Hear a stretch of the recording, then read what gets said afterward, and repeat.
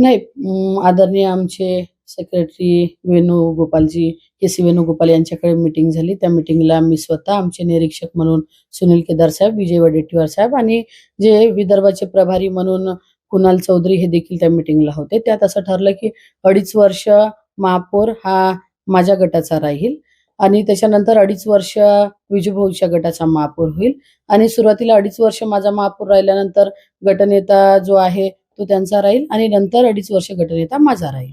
असा फॉर्म्युला त्या ठिकाणी ठरला. जे काही सोबत येणारे मित्र पक्ष आहे, मग कोणाला उपमहापौर किंवा स्टँडिंग कमिटी हे ज्यांना ज्याच्या मागणीनुसार जे द्यावं लागेल ते देऊन सत्ता स्थापन करायची असा फॉर्म्युला त्या ठिकाणी दिलेला ठरला होता.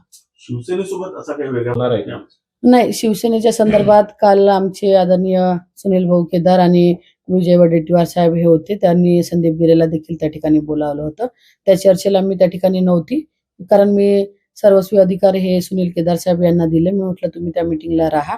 त्याच्या संदर्भात त्यांची बोलणी देखील त्यांच्याशी झाली, पण ते महापौर पदावरती कायम होते आणि पक्षश्रेष्ठीनं सांगितलं की महापौर सुरुवातीचा जो महापौर आहे तो आपण सोडणार नाही.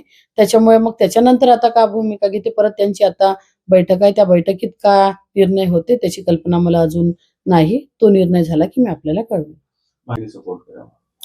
नाही, पक्षश्रेष्ठीने याच्या संदर्भात आम्हाला देखील सांगितलं की संख्याबळ हे काँग्रेसचं असल्यामुळे मित्र पक्षांना सोबत घ्यायचं असे देखील आदेश वरून आम्हाला आहे. पण पहिला महापौर हा काँग्रेसचाच होईल आणि जर का तुम्हाला वाटत असेल तर दुसरा महापौर पण मित्र पक्षाला द्या किंवा स्टँडिंग कमिटी द्यायचं, हे सगळं त्या ठिकाणी ठरलं. त्याच्यामुळे पहिला महापौर हा काँग्रेसचाच होणार. सोबत शिवसेनेला सोबत घेऊन जनविकास सेनेचे नगरसेवक सोबत घेऊन गट स्थापन करायचा आणि स्टँडिंग कमिटी ही शिवसेना उभाटाला द्यायची असं देखील त्या ठिकाणी ठरलं. त्याच्यामुळे आता याच्यात काही चेंजेस होणार नाही. नाही आहे, सध्या तर 32चा आकडा काँग्रेसकडे आहे. सगळ्यात जास्त संख्याबळही काँग्रेसकडे आहे आणि आम्हाला विश्वास आहे की 100% महापौर हा उद्या काँग्रेसचा झाल्याशिवाय राहणार नाही.